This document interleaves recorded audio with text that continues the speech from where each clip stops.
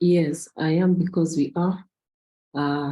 Thank you, everyone that joined us today in today's Pan African History call.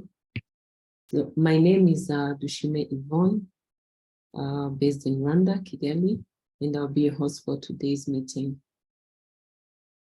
Yes, before we get started, we are going to have one of our sisters from Botswana praying for us. Yes, Katlego, can you hear us? You can unmute yourself.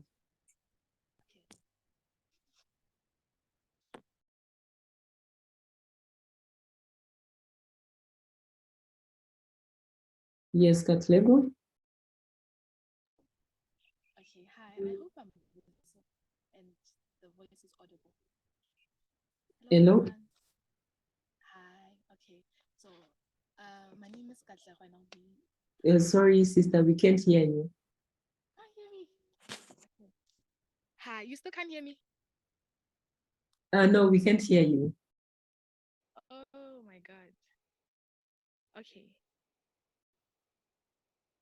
Okay, it's still not visible, Okay. isn't it? Yes. It's still not. Yes. Now Now we it's can okay. hear you. Yes. Oh, okay. So okay. We may start praying. Let me pray for everyone. Let me start praying. Okay.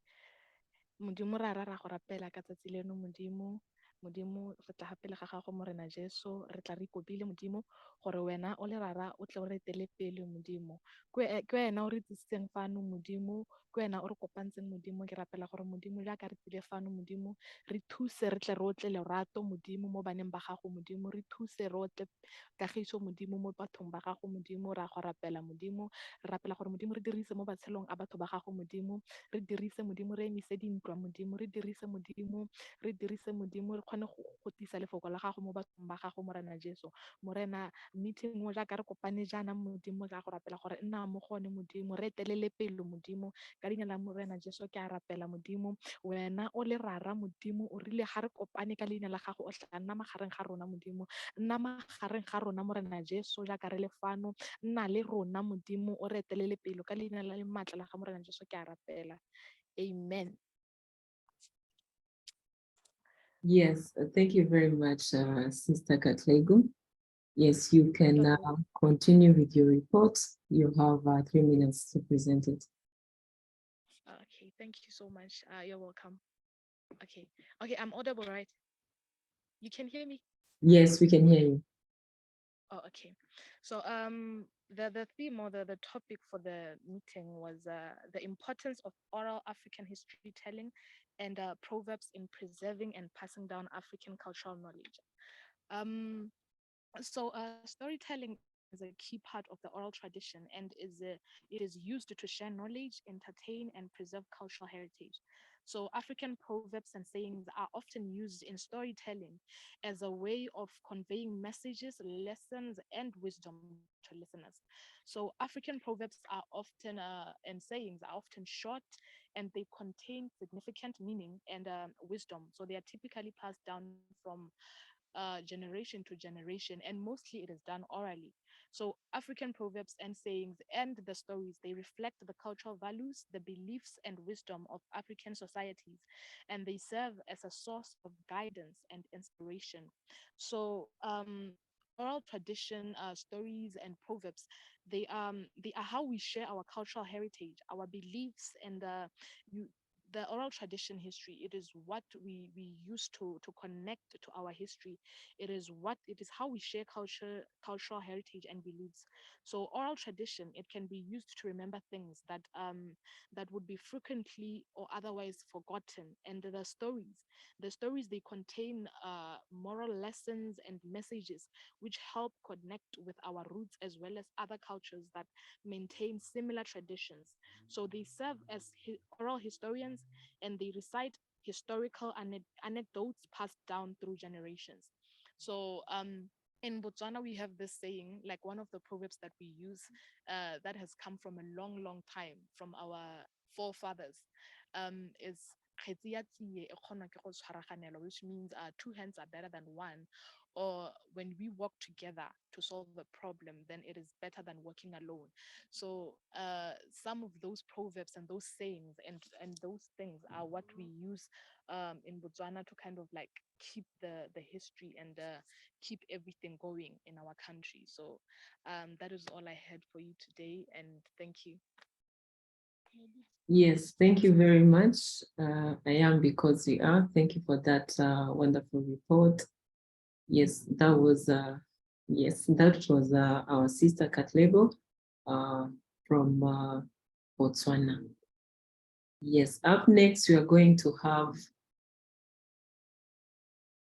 our brother Shahid Kasim from Ghana. Yes, Shahid, can you hear us? You can unmute yourself.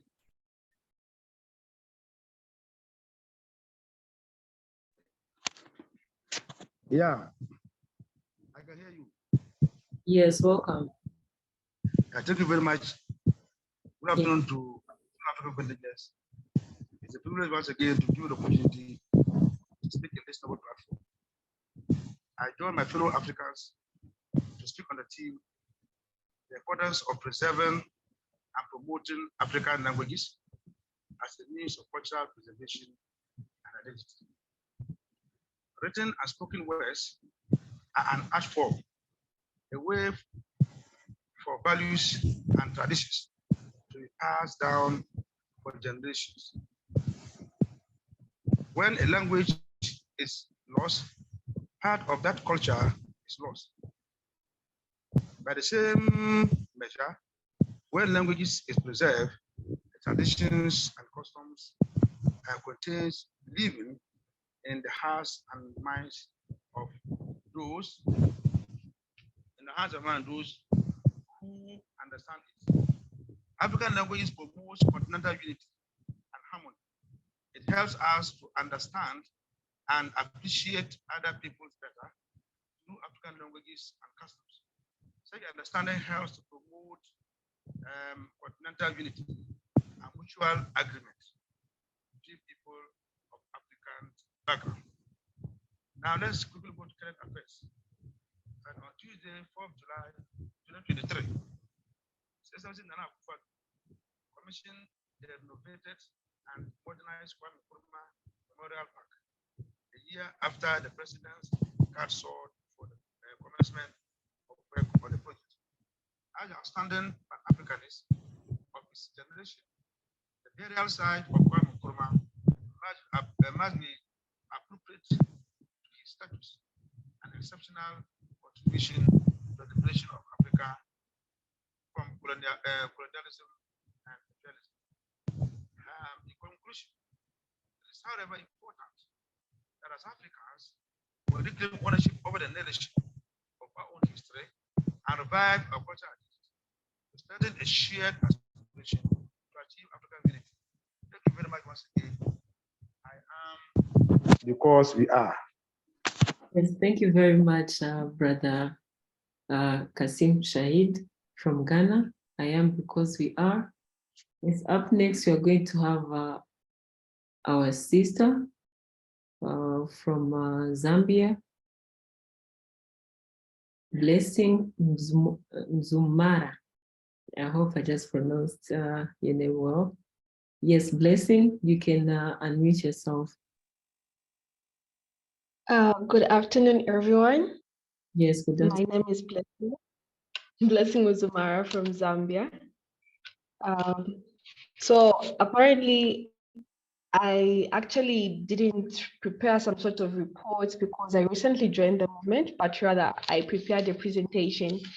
So I hope you enjoy and actually learn one or two things from what I actually prepared for you people. So basically, I want to talk about my understanding and my insights concerning what Pan-Africanism is all about, even as we embrace the love for Black people. So I understood that this is actually a movement that focuses on creating a suitable and conducive environment, conducive and suitable living environment for all Black people. So both those inside and outside Africa. And further on, I got to understand that it looks at an attempt to create a sense of brotherhood and collaboration among all people from African descent, whether they live inside or outside Africa. So as I was actually preparing my presentation, I realized that there are principles that lead to African greatness.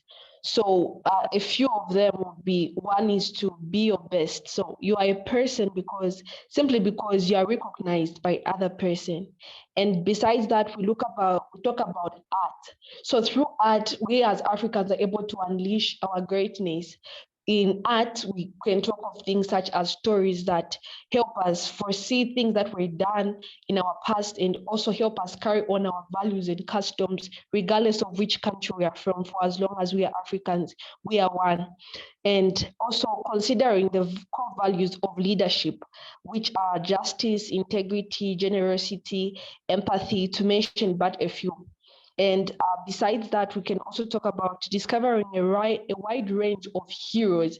So us looking at who we look up to as heroes as Africans, it actually brings up greatness, because we're able to see that the greatness we're trying to achieve didn't only start from us, but we understand that there are people from way back who've been looking forward and trying to help us come about with this development and achievement. So one of it is that as I was studying on what Pan Africanism is all about, I discovered that it was popularized by African leaders, great leaders, as for that matter, such as Nkwama Nkrumah, who sought to promote economic and political cooperation among Africans. So he also looked at describing an imaginary community or society that possesses highly desirable or near perfect qualities for its members, and he referred to this as utopia. So I understood that as we are carrying on the vision of our movement, we should be able to implement what was already laid by those in the past. And looking at my country, one of the great leaders that we actually look up to as Zambians is Kenneth Kaunda, who was actually a very committed Pan-Africanist, and he worked very hard, because when you look at Nkwama Nkrumah's vision, his aim was to bring and promote about a new Africa. So just by their aims, because his ideology, besides bringing up a new Africa, he also looked at us being able to be independent and absolutely free from imperialism and actually promote self-reliance as Africans. So I understand that even as we try to go on 30 seconds left. Okay. Yes, so all in all, my idea as I was preparing my presentation, I understand that we should have the insight of carrying on the vision of what we have. Even as we move on with this vision, we should be able to make sure that we as African beings, we must be able to be free. We should be able to move. We should be able to bring up our ideas and work hard in achieving our goals. And also we should come against the perspective of fearing. Rather, we should be able to be voicing out, bring up our decisions, because Black Lives Matter. And also, just to close and end my conclusion, we'll move on with our slogan, which is I am because we are. So thank you so much. Yes, thank you very much, our sister Blessing. Thank you for that wonderful report. I am because we are. Yes, up next we are going to have our brother, Mohammed Kamara from Sierra Leone. Yes, Mohammed, can you hear us? You can unmute yourself.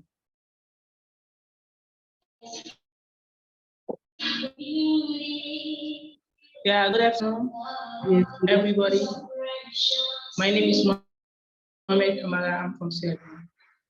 Thank you for giving me this opportunity to speak on this platform today. Yeah, actually, I want to talk about what the old African history, storytelling, and proverbs that preserve and pass down to Africa cultural knowledge and wisdom. Actually, I will start with what the oral African history, story and proverb play a vital role in preserving and passing down African culture, African cultural knowledge and wisdom. Here are some of the reasons why they are important. One is the cultural identity. Oral tradition acts as a source of cultural identity for African community. helping them to communicate between their ancestors and their heritage. They provide a sense of belonging and sharing understanding of cultural value, practice, and tradition. Two, we'll talk about the transmissions of knowledge. Oral history serve as a means of transmission knowledge from one generation to another. Through story myths, legends, crucial information about historical events, tradition, ritual, social mob is passed down. This allows young generation to understand their experience of their ancestors. Three, talk about what the preserving of indigenous language, which we talk about what Africa language. Many African communities have derived indigenous language that are risks of being lost over time due to the globalization and the denomination of colonial language. Yes. Oral tradition just oral tradition in preservations of this language, as they are primarily transmit orally by actively using this language in storytelling program, Africa cultural heritage precincts. In conclusion, oral Africa history, storytelling, and proverb are essential tools for preserving and passing down Africa cultural knowledge and wisdom. They exist to maintain cultural identity, transmitting knowledge, preserving indigenous language, educate and guide, building community cohesion, and stimulate creativity, multiple perspective, and adapt to changing time. Yes.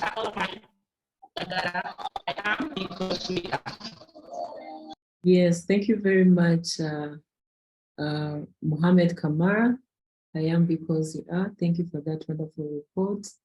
Yes, up next, we are going to have our brother, Monja Fabien from Cameroon.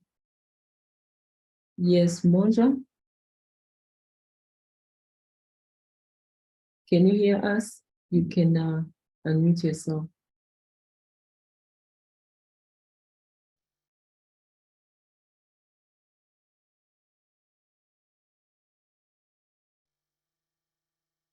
Hello, Monja, can you hear us?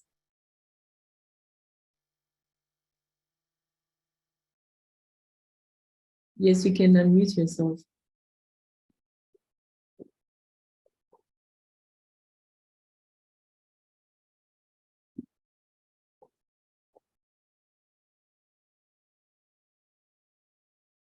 Yes, Monja. Yes, you're welcome. You have 3 minutes to present your report.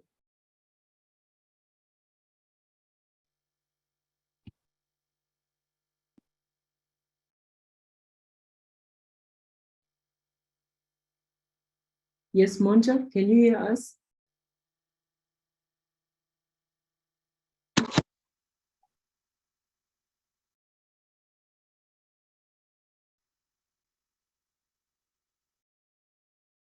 Yes, try to unmute yourself.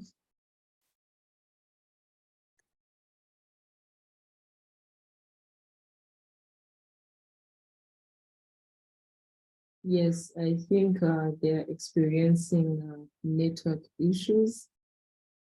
Yes, up next, we are going to have our brother, Sulemono. Yes, Sule, can you hear us? You can unmute yourself.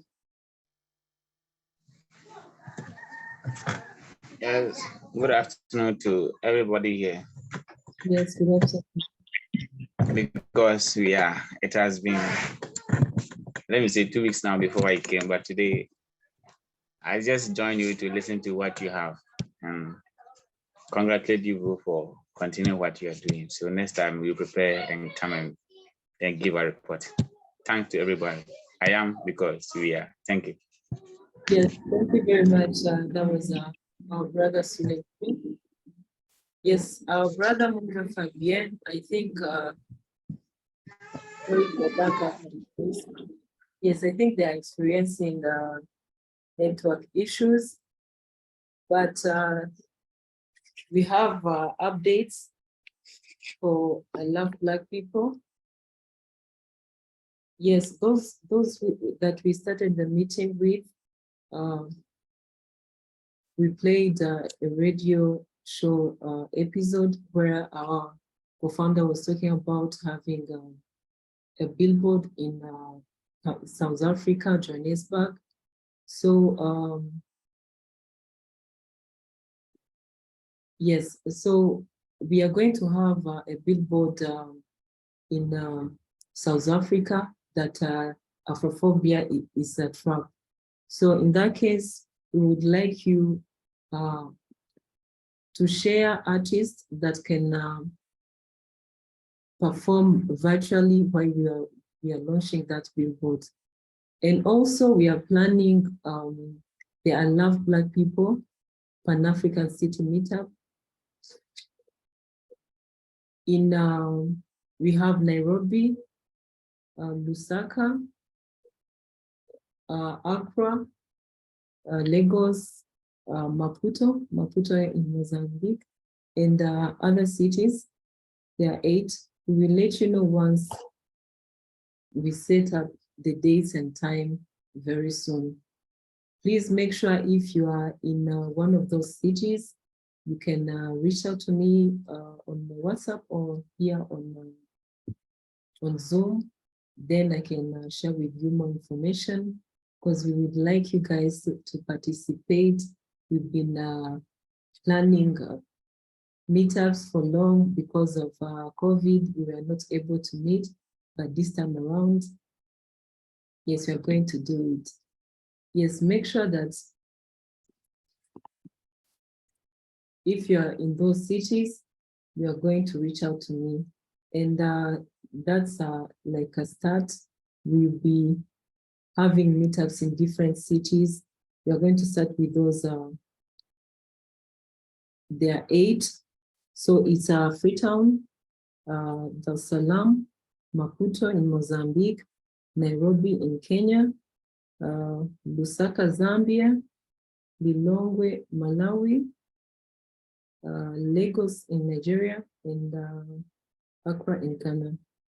So if you are in one of those cities, please reach out to me here or on the WhatsApp. Yes, and also we are going to have the Pan African healthcare class in a few minutes with Akua. If you have any question regarding the healthcare class, you can just prepare it. And if you would like to be one of our speakers next week, you can reach out to me. I will guide you how to write a report and how the call goes. So we are going to wait for Nana Akua. She's joining in a few seconds.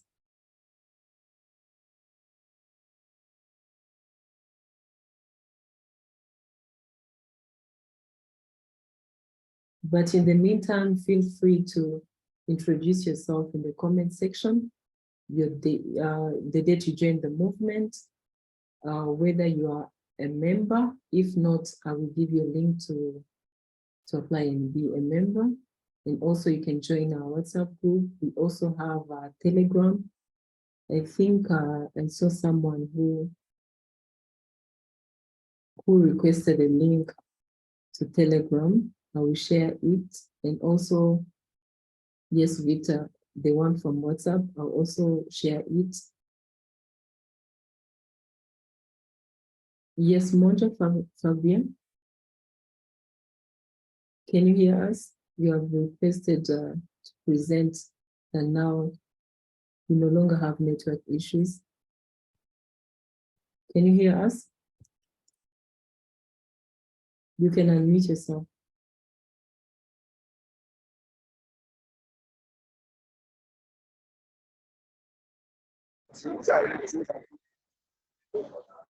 Yes, we can hear you now.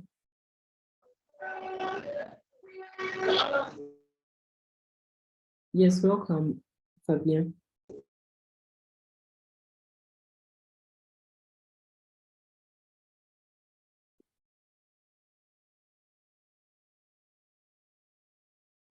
Yes, Fabien, can you hear us?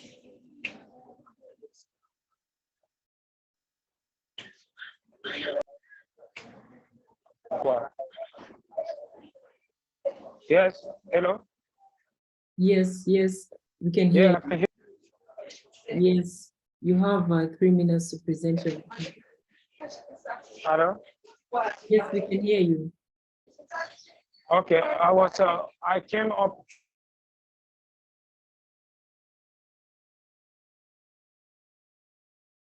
Yes, our brother Monja is having some network issues.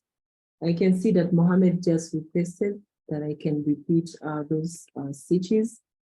So it's Freetown, Sierra Leone, Dar es Salaam, Tanzania, Maputo in Mozambique, Nairobi in Kenya, Lusaka, Zambia, Lilongwe, Malawi, Lagos, Nigeria, and Accra, Ghana.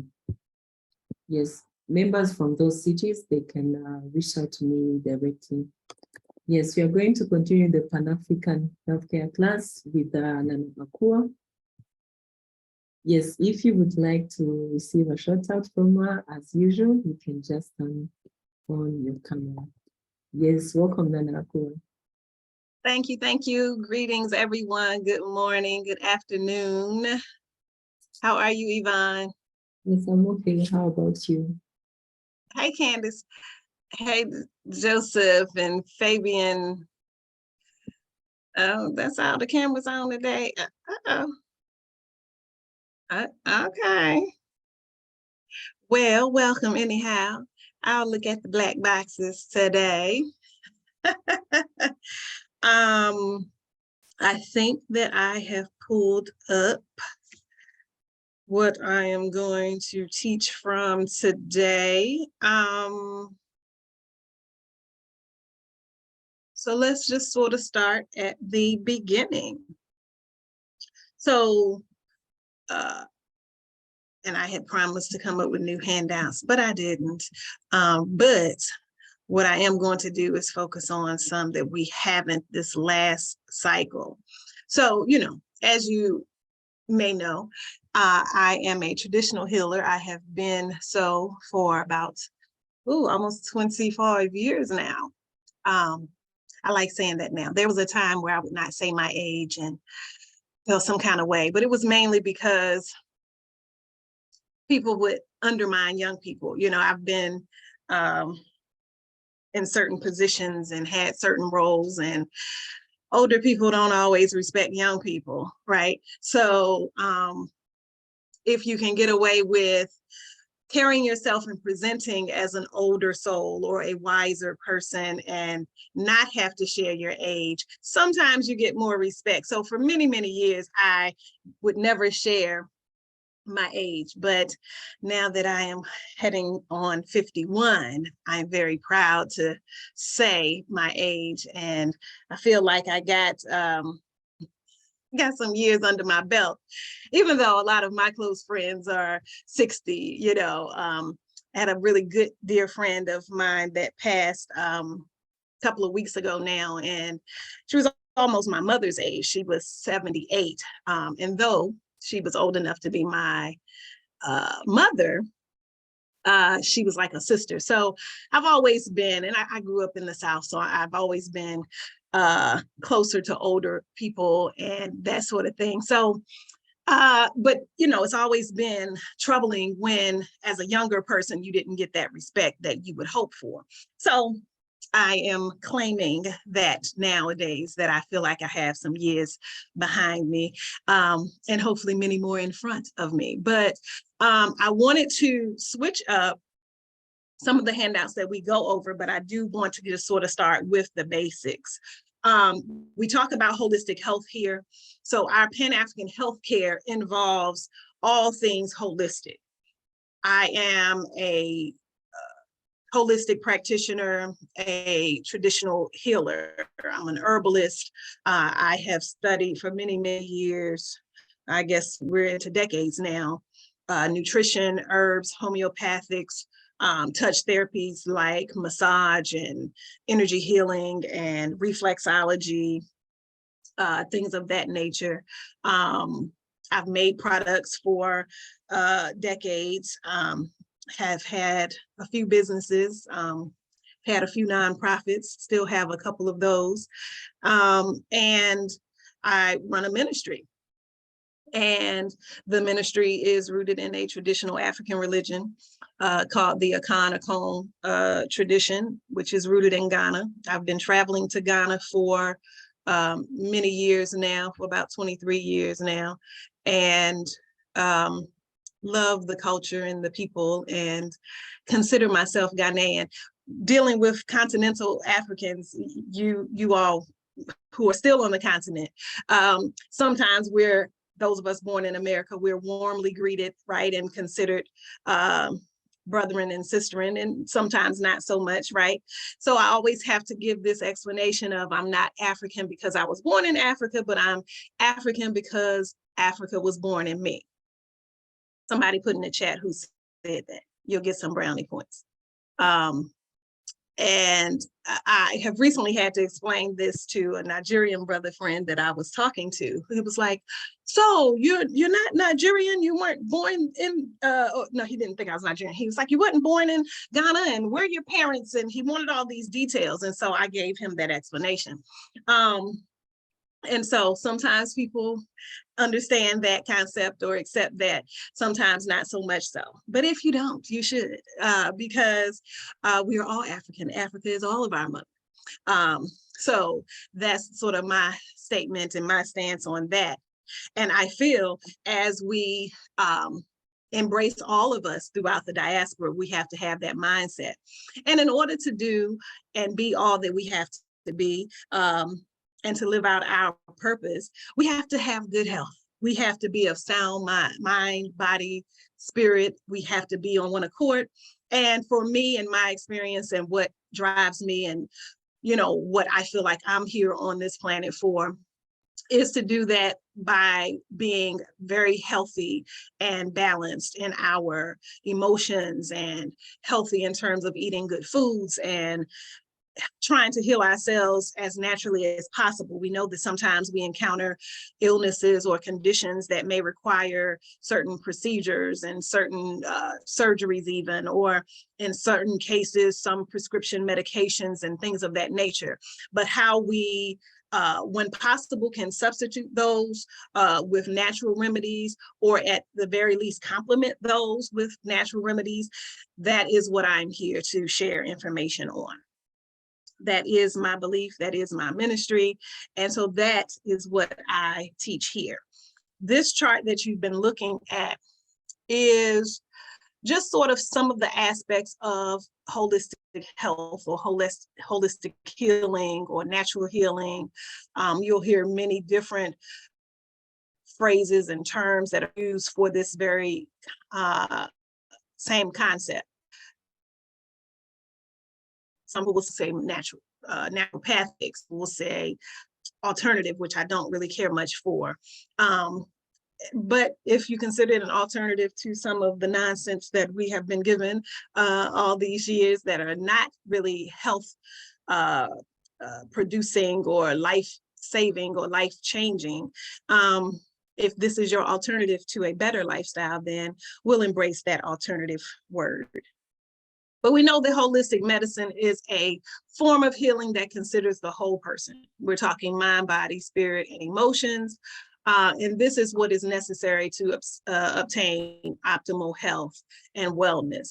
And so I want to, and we know that approach looks at the entire person. We know that we look at the causes of any condition, and we know that we strive to find practitioners who will teach us how to heal our bodies, how to have sound minds, how to be in connection and one with spirit. And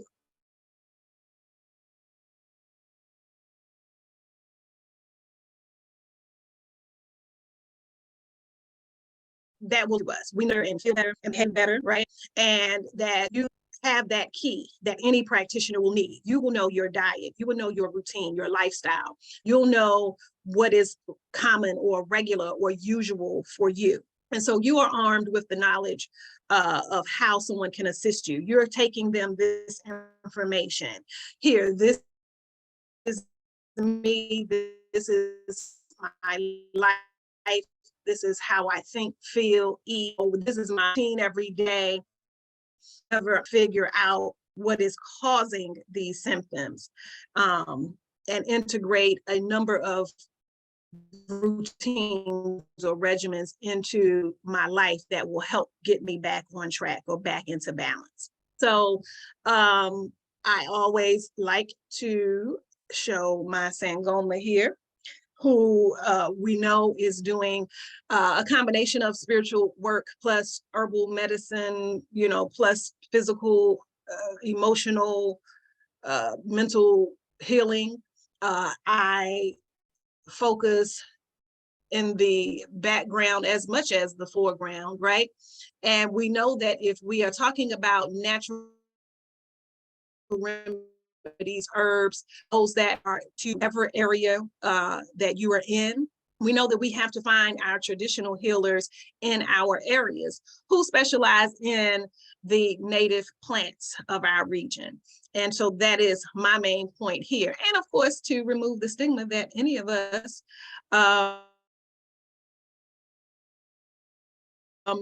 through healism, you have conditioned to believe that this person yet or evil. We know that a healer is a healer and good is good, right? And if we are seeking those that are good and we're living right, we should have the ability to discern, to be clear, to make good decisions, and to know the difference between good and bad or right and wrong, right? We know that a good healer is a good healer, whatever the tradition or faith that they may follow. That's their personal journey. But if it is good and they are knowledgeable, they can lead you to health and wellness, whether they believe in the same God or practice their worship in the same way as you do or not. So some of the main principles that I like to highlight is that you're responsible for your own health and well-being. This is very empowering. I highly recommend that we all take back this power, right? And that we all feel that we are all powerful. We're not all knowing, we're not in control, but we have to own and take responsibility for what we can and what we do have dominion over. And we do, for the most part, have that over our health and our well-being. Even in sickness, even with an illness, we still can determine for ourselves how we are going to address that, how we are going to treat it, how we are going to live even with that condition. The second one is that all people have innate healing powers. Again, you are powerful. You can heal yourself, and it starts usually with your mind and how you feel. I ran into an old friend, really more so a friend of a friend that I've known for probably 30 years, and had the misfortune to hear of some bad news that they have a child that's sort of my child's age. They actually go to the same college. But I have this friend that I ran into in the grocery store who told me her son could not finish the semester at the school where our children go because he has cancer. So I think he's 23 or something, so a young man. And so of course that hurt my heart. And so we talked a little bit, and I ended up texting her sort of the first thing that I think that they need to do. And it's not a new diagnosis to them, but it's still new, right? So within the last 6 months, they got this news. So maybe they're over that initial shock or maybe not. But my personal suggestion was to get some flower remedies. And that is something we'll talk about in the upcoming weeks. But flower essences or flower remedies helps you to balance your emotions and not be overcome with the trauma or the sadness or the grief of a bad situation, right? In this case, right? But it addresses many different it addresses many different emotions. But in this case, I was suggesting that they take something that would help them sort of get over that shock and that trauma of getting that bad news of that diagnosis of their child. And then whatever other physical remedies and regimen that they are following, or he may follow in weeks or months to come, how he feels emotionally will make all of that other stuff work better. And so sometimes we need help getting to that understanding that we can heal ourselves, or that we can be okay even in bad situations, and understanding that we can heal ourselves. But if our emotions are sort of in the way of that and kind of blocking whatever we might be doing or taking, that is truly a hindrance. And so flower remedies is a good option for that. We'll talk about sedative and nervine herbs that help calm the body, whether it's people needing help sleeping, or addressing stress, or handling anxiety and things of that nature.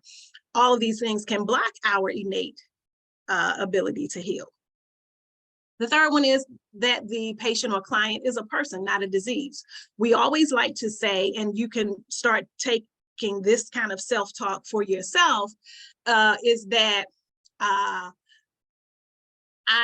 am not cancer, or I am not diabetes, or I'm not, I am a person living with, or I have a condition. You are not that condition, because sometimes we get fixated on the disease or dis-ease, and not the fact that we're still a person, and that we still have other abilities, and we still have other things that are working well, and other things that are doing great in our lives, and we are overcome with that disease or that condition.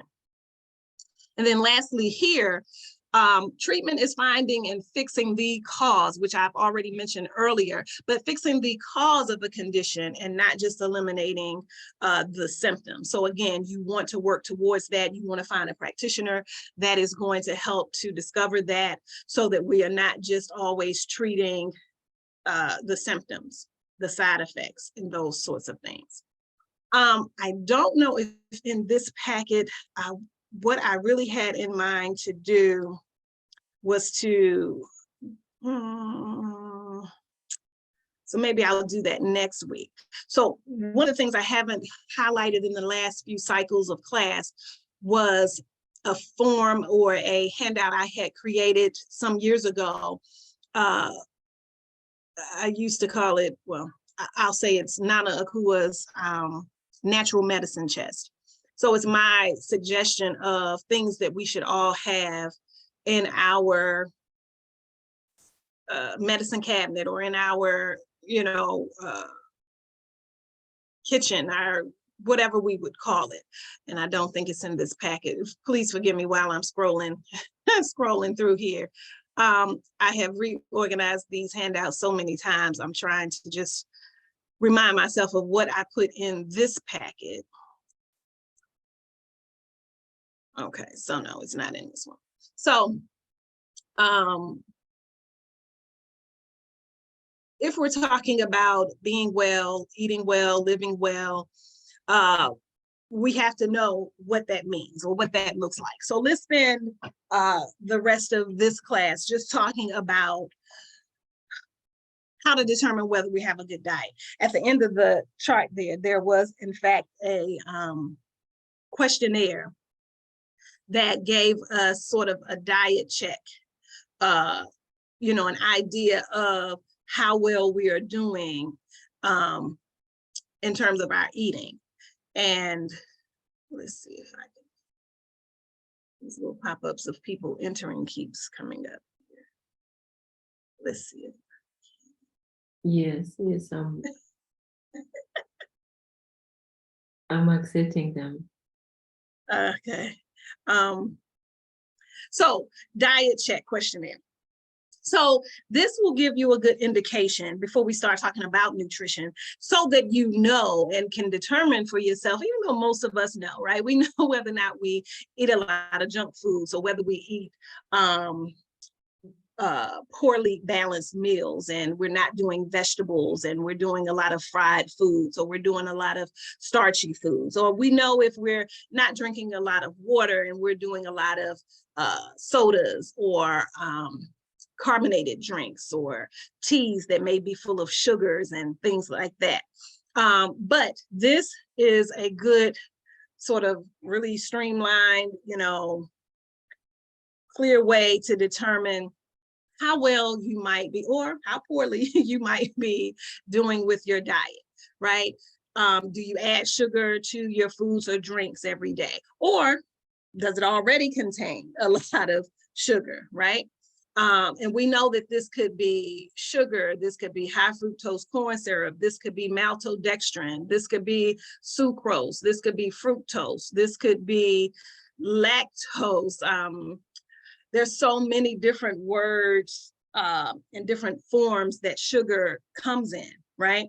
So we know that it may not just say sugar. Oh, and let's not forget about the sugar alternatives, or these sweet, what do they call them? Artificial sweeteners, the aspartames and things like that. So your Splenda and your Sweet and Low, and there's a pink, yellow, and blue packet, and I've forgotten what all of them are. But probably the biggest one that's used now is sucralose. But all of these are sugars, right?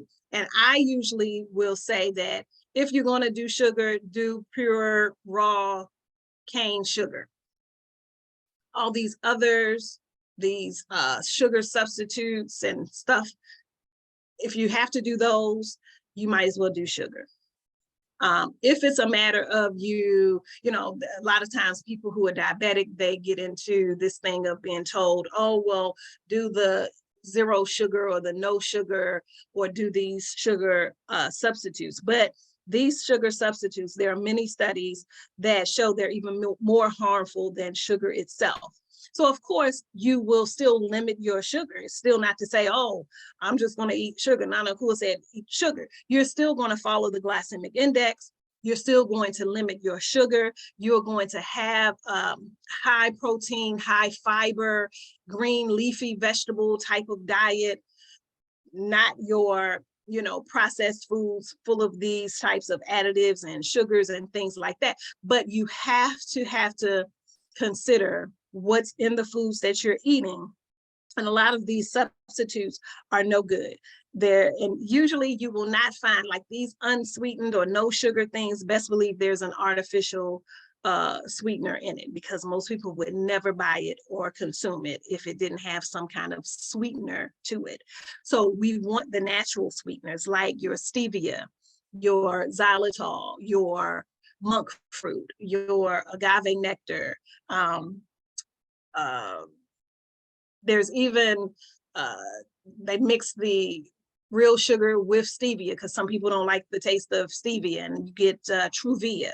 That's a brand where it's some sugar, but then the stevia, they have coconut sugar, which is a better alternative than the sucrose, turbinado sugar, sucanat. There's so many natural sweeteners that are better options, but I digressed a little bit. Another option or means to monitor how well you're doing with your diet is whether you use salt in your food. And again, salt will already be in a lot of foods, so you want to read labels. You want to be mindful of what will already have salt in it. But by all means, if you are hypertensive, or if you're overweight, you have a heart condition, there's different situations where you're definitely going to not add more salt, and you're going to be mindful of what natural salts are already in the foods. Lunch meats, certain seafoods, these are already going to be really salty foods already. Your hot dogs and lunch meats and sausages and things of that nature are already going to have a lot of salt in them already. Another way of knowing how well you're doing with your diet, are you drinking more than a cup of coffee most days? Are you drinking more than 3 cups of tea? And this tea we're talking about is usually going to be your white or black teas that will naturally have caffeine in them. If it's a bottled tea, it's going to have sugar in it. So you're going to have to consider very specifically what it is you're consuming and what it contains. Are you smoking? And if so, are you smoking more than 5 cigarettes a week? Right? So are you smoking every day? Are you using recreational drugs? I'm gonna leave the marijuana part off because so many people smoke marijuana. I don't even want to get into that argument today. But just know that when you smoke anything, it will impact your lungs, right? So it's not about whether it's a natural plant or whether it's an herb. It's all about the condition of the lungs. Now, someday I may get into some edibles or something, and that might be an option that for people who consume marijuana and need the healing effects of it. I would more so steer them towards eating it or consuming it rather than smoking it. Do you consume alcohol every day? Do you eat fried foods every day? Do you eat processed or fast foods more than twice a week?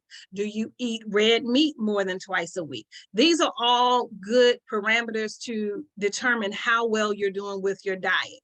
Are you drinking less than 8 ounces of water each day? If you're drinking less than 8 ounces of water a day, you're definitely doing bad. You definitely will need anywhere, probably most people will need closer to 70 to 100 ounces of water a day. So if you're doing less than 8 ounces, you're really doing bad. And I have to admit, even myself in the last week or two, I've not done well with my water intake. So I have to start consuming more water again. And sometimes you have to really put effort into it. You really have to plan it out. If you need to sit if you're doing bottled water, if you have to sit your bottles out on your table to keep track. If you have a jug or a container or glass that you drink from, you may have to keep it sitting in a place and you keep it filled up and you keep track of how many times you filled it up. But sometimes it will take that effort because the busier we get, we'll get off track with some of our healthy habits like consuming water throughout the day. Half your weight in ounces is a good indicator of how much water you need. And you need that spread out throughout the day. So you need every 2 hours to drink water, not gulping 30, 40 ounces all at once in the morning and then another 30, 40, 50 ounces at night. You really need to consume it steadily and evenly throughout the day. Are you consuming white rice, flour, breads, and things like that on a regular basis? Are you drinking more than 6 cups of milk a week? So people who maybe have a cup every day with cereal or breakfast. All of these are parameters as to how well you're doing with your diet. And of course, this second page, and that last one, let me not skip over that. If there are foods that you feel like you just cannot do without or that you are quote unquote addicted to, keeping track of just how certain foods you have to have, how your mood changes if you don't have them. You really have to keep track of all of these things. And then this scorecard here gives you indication of how well you're doing, right? If you didn't answer yes to but a few of those, hey, obviously you're health conscious, you're probably doing pretty well. You're probably getting sufficient nutrients in the body, so on and so forth. Of course, in the reverse, if you are 15 to 20 or you answered yes to most, you have to really be more conscious. You have to do better. You're consuming far too many fats and refined foods and sugary or salty foods and so on and so forth. So these are just some things to consider to determine how well you may be doing.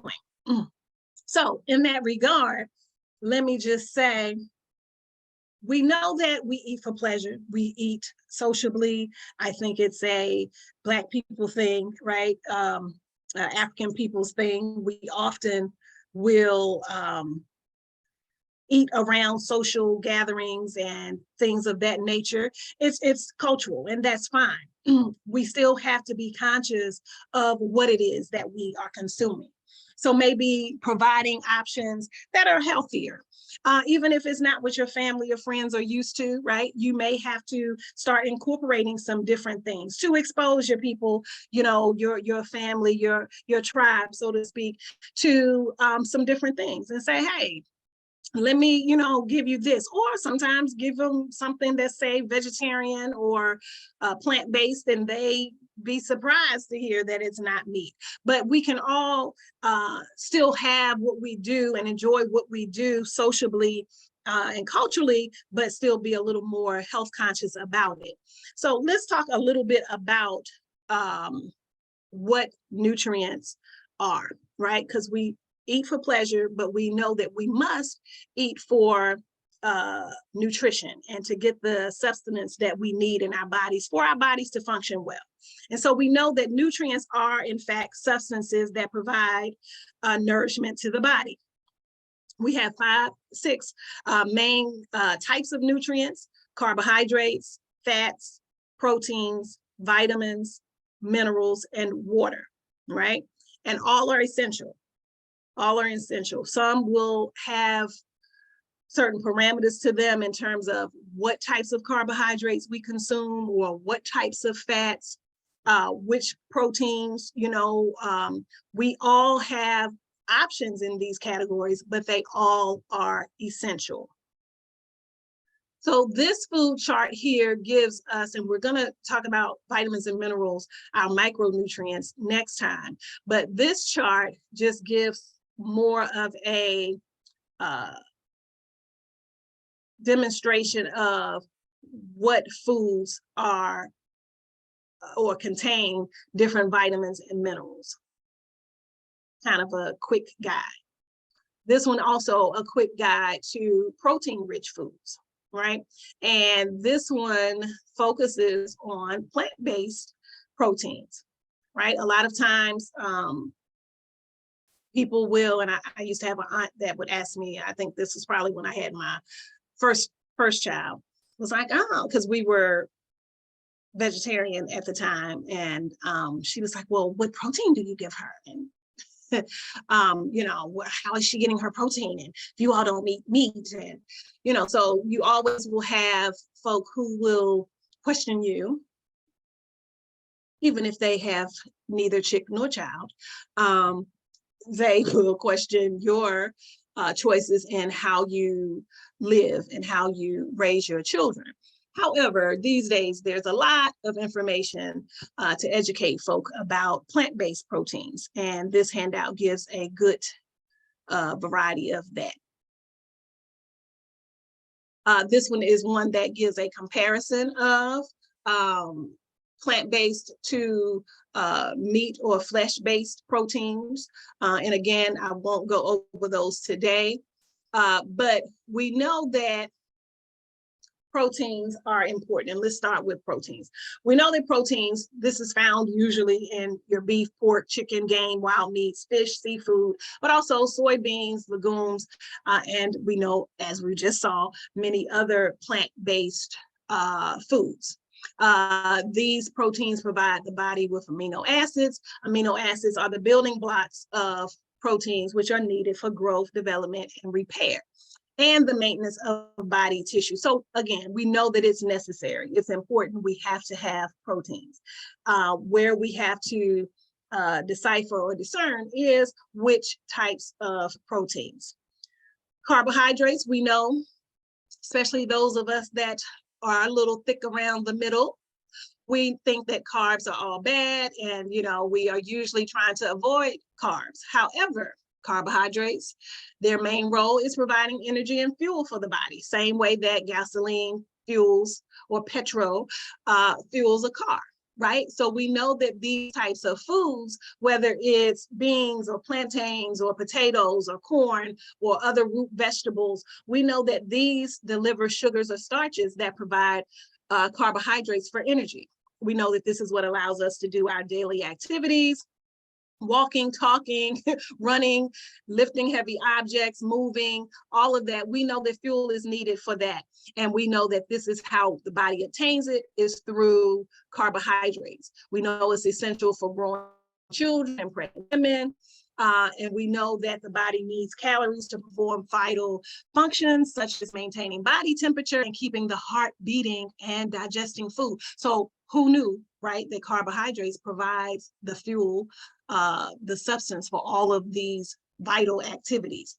It's just a matter of choosing the right carbohydrates. And we will talk more specifically about that in weeks to come when we talk about the glycemic index. But feel free to Google that and search about that a little more so that you'll start making healthier choices for your foods that contain carbohydrates. But we know that our green leafy vegetables are always a good option, and we're going to limit our root vegetables, for example. We know that usually proteins don't really contain carbohydrates. So if we're doing leafy greens and some type of protein, we know that we're keeping our carbs down, right? But that's not to say that you will never consume any of your grains or your beans or legumes and things of that nature, your nuts and seeds. So there are always options for still getting the nutrients that you need and getting them in a more healthy way, lower glycemic way. So our fruits, for example, would be our high fiber fruits, our apples, our pears, our peaches, our plums, our berries, our oranges, limes, and lemons, as opposed to over consuming our fruits such as mangoes and melons and grapes and bananas. All of these are still good. But if you are trying to keep a low carb diet, you would limit some of those sweeter fruits. And then very quickly, just let's talk about fats. Again, another category where we are often, because of weight or heart conditions and things of that nature, we're having to be considerate of what types of fats we consume. But dietary fats, which are found in oils, coconuts, nuts, milk, cheese, meats, poultry, fish, and things of that nature, these consume fats that are necessary for providing the structure to cells, cushioning membranes to help prevent damage in the body. These are essential for absorbing fat-soluble vitamins in the body, such as vitamin A and E. And these are nutrients that are important for all of our functioning. So fats are essential. They lubricate the body, they cushion the body, and allows for certain functioning. So again, it's choosing proper fats. So in our section where we talk about superfoods, which I think it's maybe next week or the next 2 weeks, we'll talk a little bit more about healthy fats and why some of those foods like avocados and salmon are in the superfood category, but also contain good fats. Or choosing coconut oil to fry your foods in is a better option than soybean oil. So we'll talk a little bit more about those things, but just know these are essential nutrients that the body needs. It's just a matter of choosing the right options. And then we've already spoken a little bit about water. There's no replacement for water. I've talked about how much to consume. The last two categories are what we consider our micronutrients, which are our vitamins and our minerals. So we know that vitamins and minerals are found in foods. They help support overall health. They play important roles in cell metabolism and neurological functions, right? Vitamins aid in energy production, wound healing, bone formation, immunity, eye and skin health. We know that minerals help maintain cardiovascular health and provide structure to the skeleton. And so we'll go more specifically next week into what the different vitamins and minerals do. So similar to the chart that I showed earlier, we will talk about where to find different vitamins and minerals in our foods, and we'll talk about where to find them in certain herbs. I'm a big proponent of using our herbs to get our nutrition, especially if you're a tea drinker and that's something that's important to you. I'm a big proponent of choosing herbs that are going to have the nutrients and vitamins and minerals that you need in the body, as opposed to just drinking a cup of Lipton tea. So we'll get more into that next week. I am running off to an appointment. So if I'm sure if Yvonne can put my email in the chat, if you need the handouts, I will happily send those to you. And if you also need to maybe email me any questions you may have put in the chat, because I will not have an opportunity to look at those before I log off today. But I hope this was helpful, and I am excited to be back starting a new cycle. And I'll look forward to seeing you again next week. And as always, I bid you good health and peace. Yes, thank you very much, Nana Akua, for this wonderful lecture about the Pan-African healthcare class. Thank you. Enjoy the rest of your weekend. I am because we are. Yes. Up next, we're going to have the Pan-African history class with Hello, good morning. And Yvonne, I'm sorry. I couldn't answer you yesterday. I was doing too much all week. So good morning, good afternoon, good evening, everyone, wherever you are. Welcome to the Pan African History and Organizing course. You see me moving around in the background there. I had my camera on. Hello, Curtis Murphy.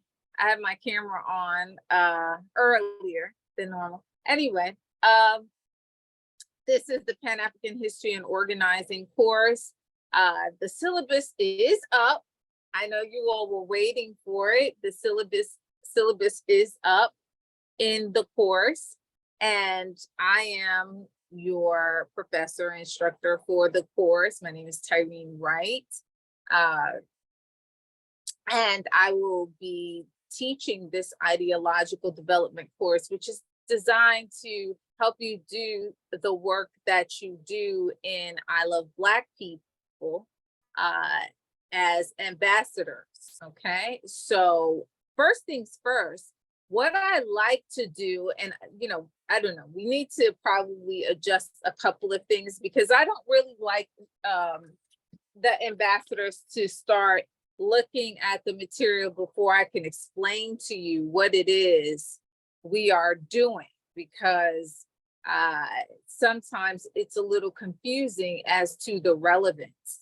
And why do I say that? One of the first things I use in the context of this course, or any course that I teach, is a documentary called The Journey of Man, A Genetic Odyssey, which is a documentary about the migratory patterns of humanity. And yes, it absolutely directly connects to what we do here, because it helps us define who is human, right? And you will see that theoretically and literally, I am saying that to be African, to be Black, means to be human, first and foremost. And so I did not post those items, not so much for this reason, but this is one of the reasons I don't particularly care for having to post them early before our first meeting, right? Once we get underway, then you know where we're going, because I will tell you, right?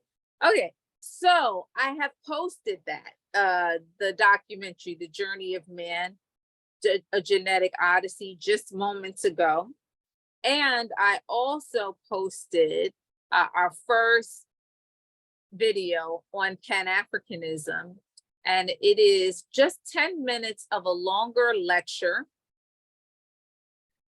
by Kwame Ture. Some of you know him as Stokely Carmichael, also formerly a member of SNCC and momentarily a member of the Black Panther Party, but ultimately the founder of an organization that I come from called the All African People Revolutionary Party. And he talks about in this video the history of Pan-Africanism as we know it, from the first Pan-African Conference in 1900, through that history to the Congresses, and what it was in terms of the formation of the Organization of African Unity and the organization of even, I think he might even talk about, well, he talks about the two sets of the Organization of African Unity. I'll leave it there because I don't want to go too far down. So he gives you an introduction to Pan-Africanism, and I respect the diversity in how we learn. So this is, you know, some people hear something and it's committed to memory and they have an understanding. Some people need to have dialogue. Some people need to read, you know. So I always do try to give you something that gives you a visual depiction of what we are doing in terms of Pan-Africanism, in terms of the history we're dealing with. And so this is sorry, I'm sorry. Hold on.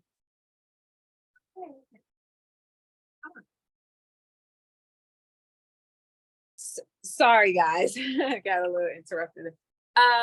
This is a you know, intellectual discourse Kwame Ture engages in to share the history of Pan-Africanism with you and introduce you to really the individual proponents and the organizational proponents of Pan-Africanism, which is how the course is largely structured here as well. We'll talk about individual proponents of Pan-Africanism like Du Bois, right? Marcus Garvey. And then we'll talk about organizational expressions like the first Pan-African Conference and the Pan-African Congresses and other organizational bodies that would emerge in the future. But then ultimately we will end on the continent of Africa with the continental expression of Pan-Africanism by various African nations through the period of independence on the African continent. And the assertion by none other than Kwame Nkrumah that independence on the continent would mean nothing if it's not going to result in ultimate unification and total liberation of the African continent. So we're still on that march. We're still doing that work, and we're going to connect it to the work that you're doing in I Love Black People, because it absolutely has a deep connection, okay? I am definitely going to stay on schedule today because I have so many things going on myself. So we'll be ending at 11:45. But I wanted to share my screen really briefly and go to Telegram and show you where the items are. And, you know, so that you have some understanding the order in which you're going to examine and consume the materials that I have posted for you. And I'm going to briefly go over the syllabus to let you see what we will cover. Now, let me say this. I teach this seminar in just that way. And I make sure that I call it a seminar because, you know, it is in a graduate study format, meaning that it's not an undergraduate or, you know, high school level examination of Pan-Africanism. It is very much a graduate level sort of course in the sense that it is meant to give you readings that you examine, that you ponder, that we discuss, and then I give a lecture to support those readings. Ultimately, you will get an opportunity to ask questions and for us to engage in some level of discourse in the context of the course. Usually I try to put, you know, a few moments aside, minutes aside after I lecture so that we can do Q&A and we can have discussion. I like to revise and sort of update things from time to time. So maybe this cycle. This is the 25th cycle. Let me just say this. You all are very important, unique, because we've been doing this since the outset of the pandemic. And probably before anyone else was really doing it like this, meaning that there are other organizations or intellectuals that were doing things as the pandemic began, because we're all virtual. But this giving a course of this nature by an independent organization is probably the first of its kind. And we've been going strong for the last 3 years doing this course. So you all are my 25th class. And I have tried to adjust, adapt, develop even more and help grow the course so that you get the maximum out of it.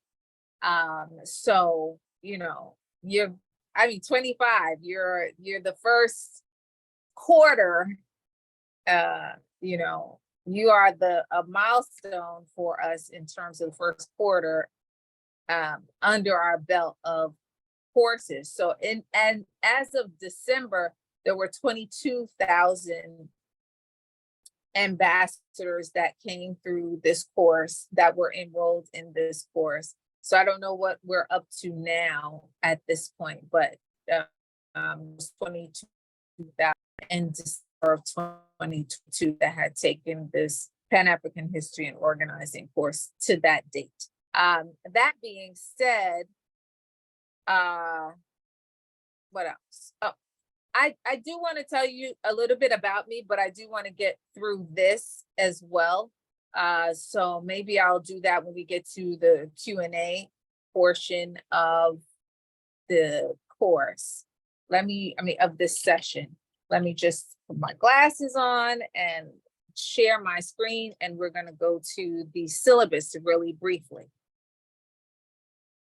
Oh, okay.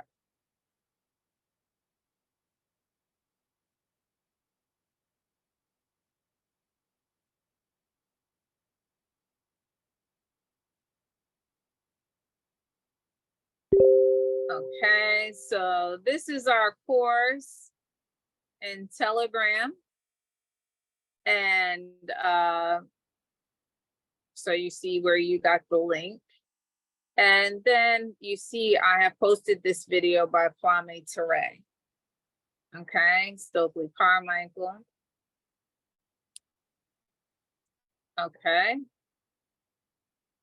And all you need to do is click on it in order to view it. Okay. And then here is your syllabus.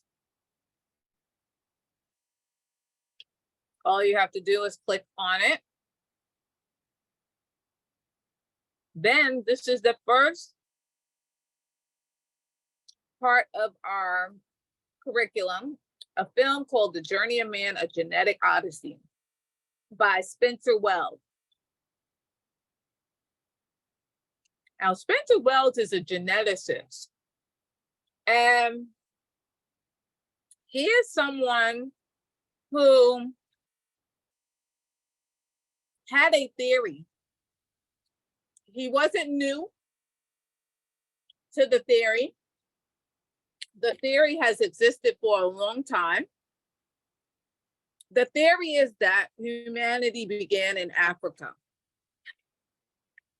and that the people of the African continent would populate the earth, all four corners of the world. And as a result of culture, we would have the differences in appearance as a result of culture and climate, right? So he is essentially arguing against this issue of biological race, okay? And what he does is through DNA, map the migratories, as you can see here in the preview, a map of migratory patterns from Africa into Asia, from Asia across the Bering Straits to the Americas. That's the part you don't see on the right. And also into Europe.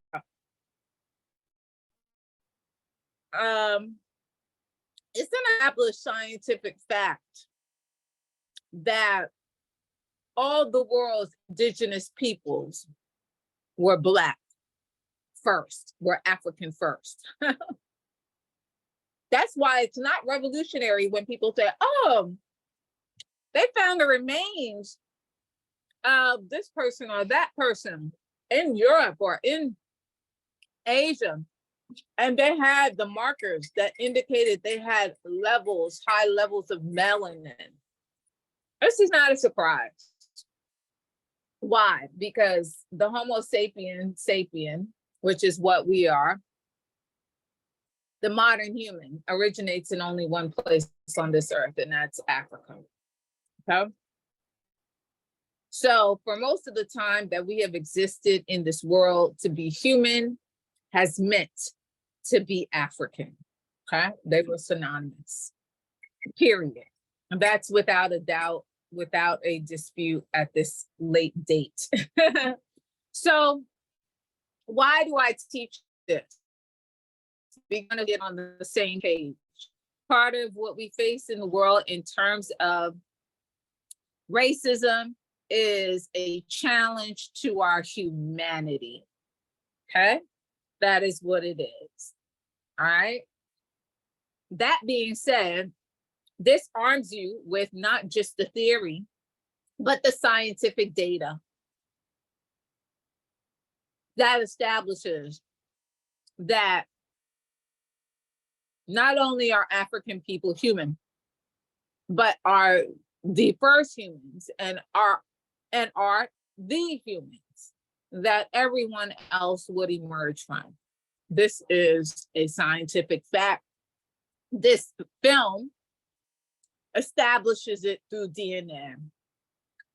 Spencer Wells, who is a European, but we are utilizing him for his science that he produced here, his study. He will journey around the world and he will test the DNA of various groups of people along this migratory pattern around the world. And ultimately, he will come to this conclusion that without a doubt, humanity emerged first in Africa and migrated around the world, okay? But what we are also paying attention to besides the DNA, and don't get me wrong, Spencer Wells, I'm not endorsing even his attitudes, because he's going to say certain things in here that I want you to be clued in on, but we're not fixating on him. We are utilizing this, as we will utilize many sources that I may or may not agree with 100%, but they are valuable for the evidentiary aspect of what they offer to what we are studying and what we are doing, right? So they offer evidence that is relevant to what our course of study is. That being said, so he'll say little things like Europeans created science. Now we know this is not true. Europeans are a very young group of people. We know that in ancient Africa, in ancient East Africa in particular, Kemet, present day Egypt, we know that there was human body preservation that predated European civilization. So in order to preserve the human body, and these human bodies are now in the Louvre, the British Museum, the Metropolitan Museum, so on and so forth. In order to preserve the human body, you must have mastered biology, right? The human anatomy, and not to preserve it for a moment, 100 years, 50 years, but to preserve it for thousands of years, 5,000 years to be exact. You had to have mastered science, right? Embalming, knowing the human anatomy. So Europeans are not the progenitors of the human science, the study of the body, or anything like that. So, but you know, he's got to represent his group and say, you know, something positive, even if it isn't true. That being said, we're not here for that. We're here for the fact that, one, there is a study being conducted in the context of this documentary that is going to give you the scientific data that affirms that humanity began in Africa, and he is going to map the DNA pattern around the earth. And that DNA pattern is going to show you everywhere humanity has been from its point of leaving Africa out into the world. Then he's also going to give you some insight. As he maps the DNA, he has to engage and encounter human beings. And he is going to tell them what he is doing. And in many instances, they have a problem with his theory, which is that, you know, we have all emerged out of Africa. Some will have more of an issue with it than others, but we are also looking at the attitudes, these attitudes towards the notion that humanity is in fact African, is what we are dealing with today in the world. And it manifests formally as white supremacy and culture and racism, systemic and otherwise. Okay. And so that's also the thing you should and pay attention to, the attitudes of the people. What is it what do they think about being African? What do they think about being Black? And let me just be very clear, the terminology I'm going to use, which is that to be African means to be human. Okay. Being Black is a natural characteristic of human beings. It is a natural characteristic of human beings to be Black. Okay. That is a natural human jacket. Melanin protects us from the sun. As a matter of fact, I just saw the other day people scraping and selling their melanin, and they're showing how much melanin costs on the market for people who lack melanin and want to consume melanin as protector or protective supplement, which is interesting. Okay. That being said, it is a natural thing. All of our organs have color, which is also melanin. Our organs have the most color. Okay, with minus the heart.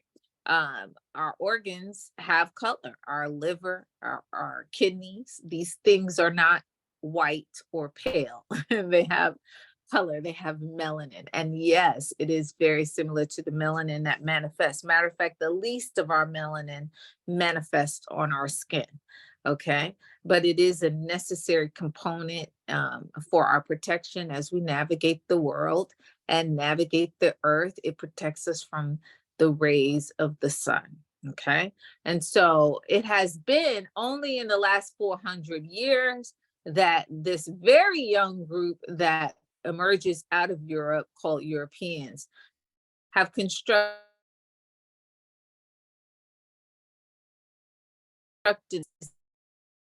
not biological, or it's not a scientific reality.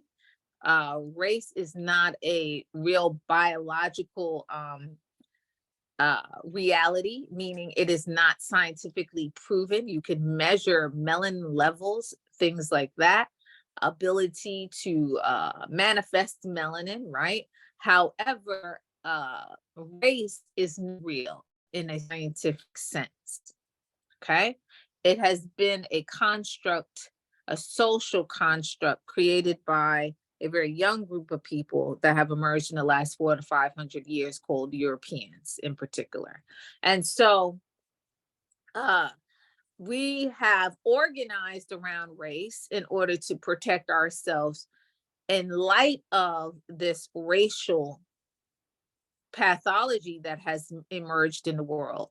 But race itself is not real. I'll give you an example. In World War I, when the United States engaged in World War I, there were US soldiers that refused, when injured, the blood of Black soldiers because they thought that the blood of Black soldiers was somehow different from anyone else's blood.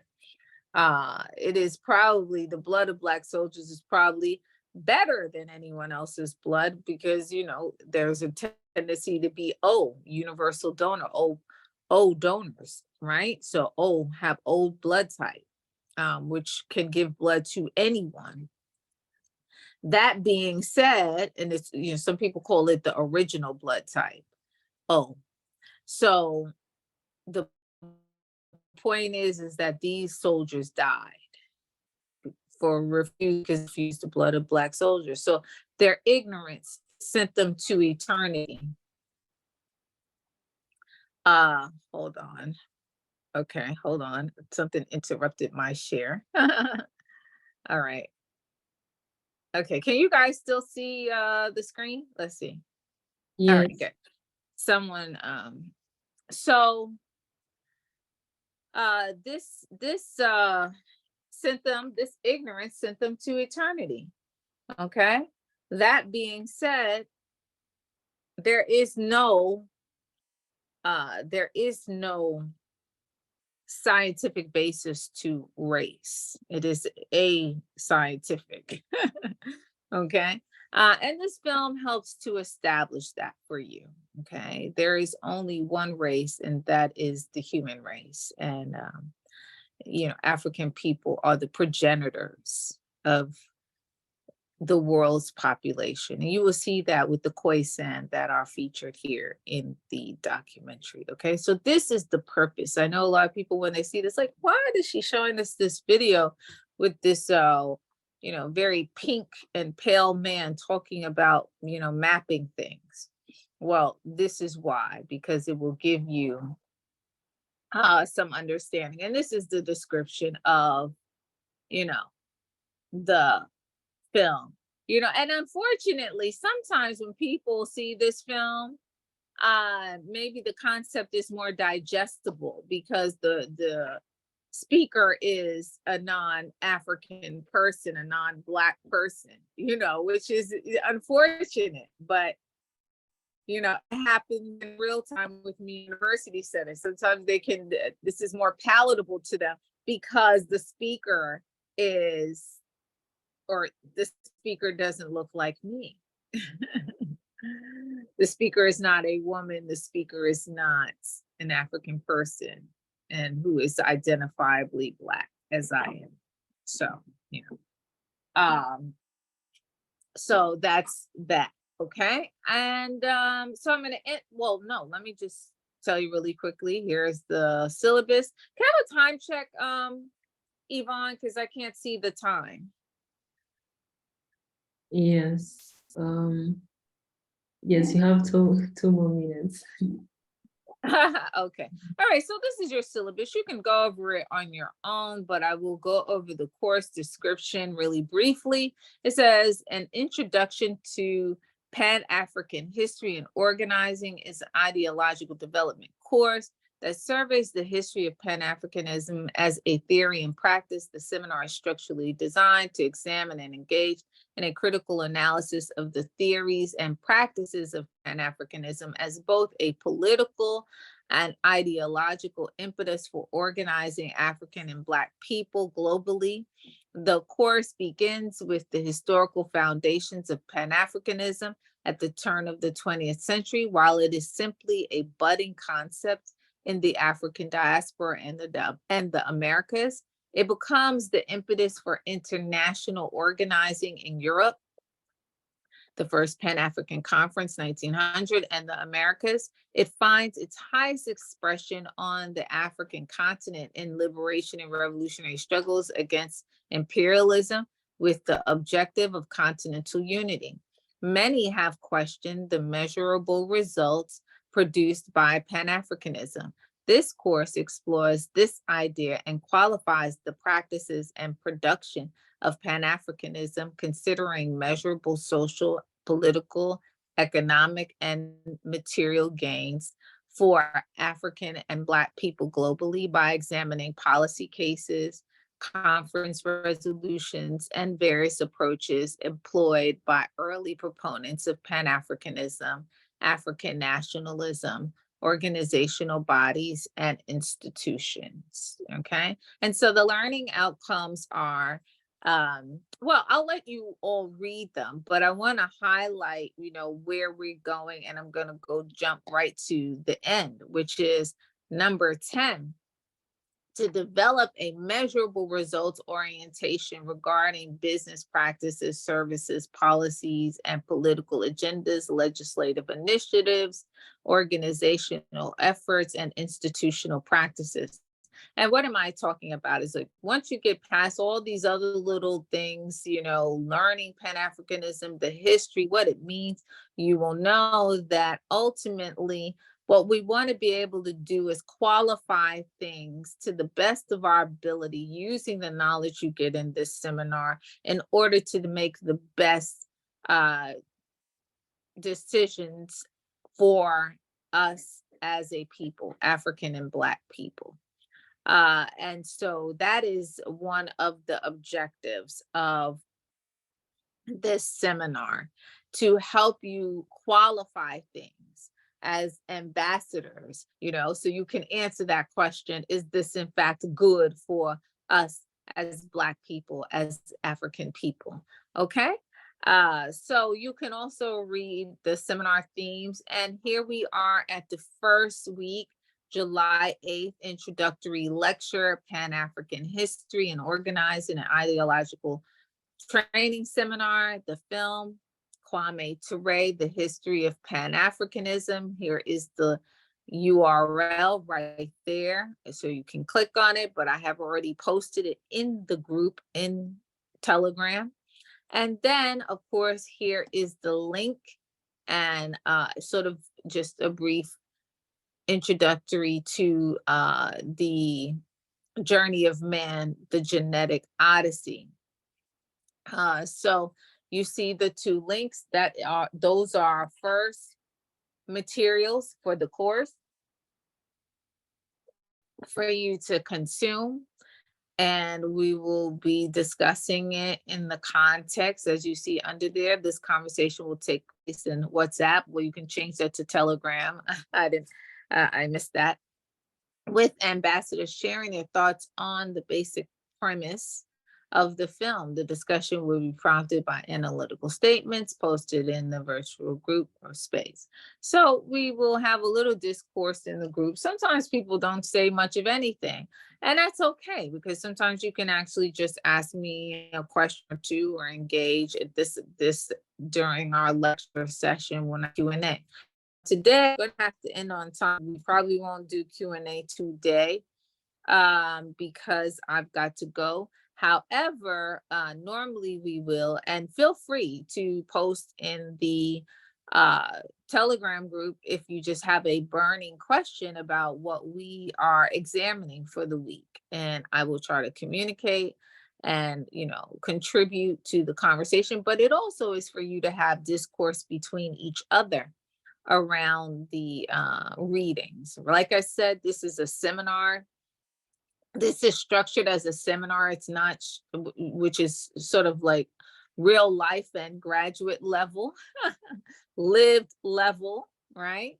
As opposed to undergraduate and high school level. So the readings are the course content. The readings, that is what the course is made of, okay?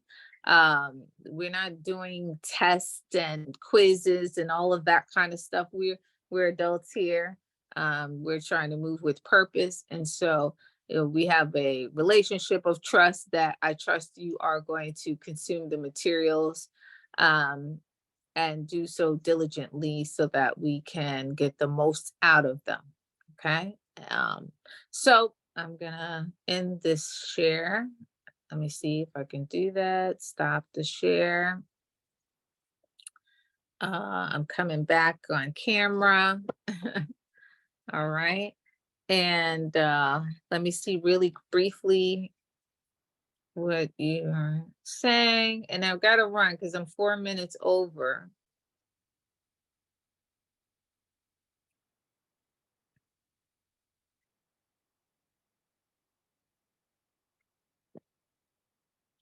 Thank you from Zimbabwe, Tongai.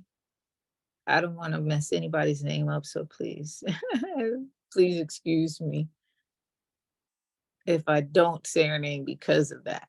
Curtis Murphy, hi again. Okay.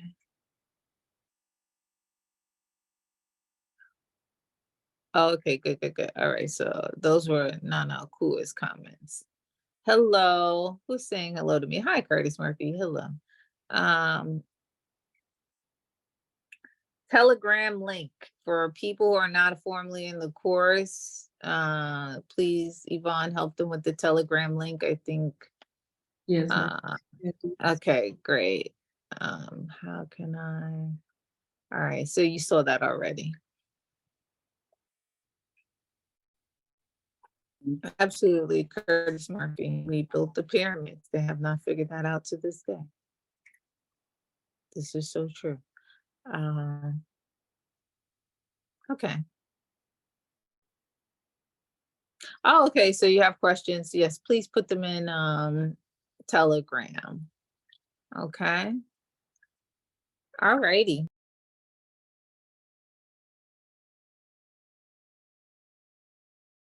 Oh, okay. Thank you all so much. I'm not sure what, okay, I just did. I muted myself. So I will see you. Please enjoy all the materials.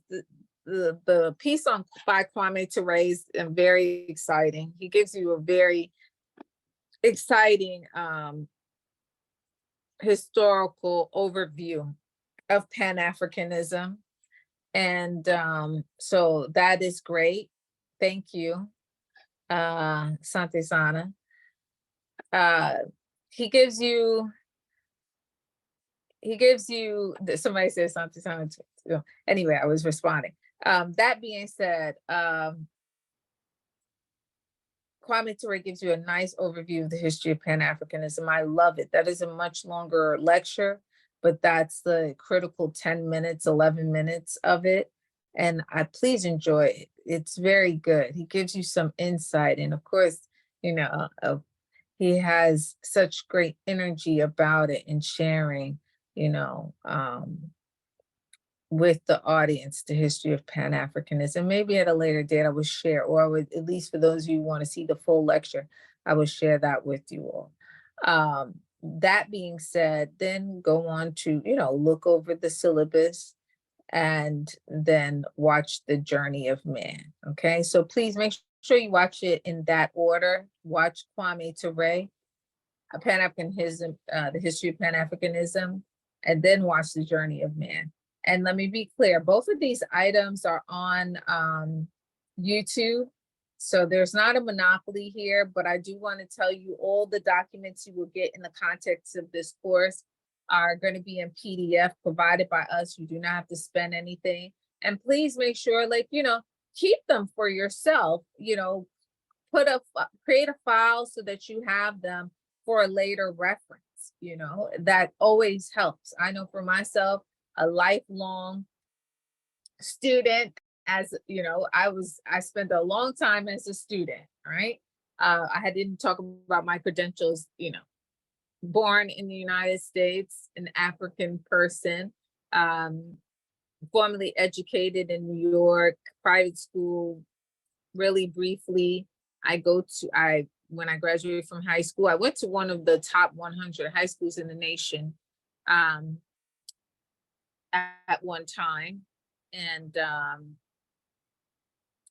that was a helpful thing because it, for those of you who are in the United States, you know that there's a critical struggle around Black studies being offered in the curriculum. And I'm a product of someone who had Black studies on the high school level, and had a teacher who was a PhD teaching it to me. So I'm a product of that. I graduated from Mount Vernon High School. Probably the first and the only time I went to public school. I went to private school all my life prior to that. That being said, then I went to the glorious Tuskegee University. I could go on all day. One of my better choices in my whole life, going to Tuskegee University. I studied history, and then I returned to New York, and I went to the City College of New York, where I got my master's in modern African history. My specialization is in just the history I'm teaching you, the history of the political history of Africa, the history and the period of liberation and the necessity of armed struggle in settler colonies. So that was my area of concentration. So I have a master's degree in modern African history. And then I have a PhD in public policy and social issues. And then I theorize as a historian primarily, but my PhD is really in the realm of political science, and I theorize as both a historian and a political scientist.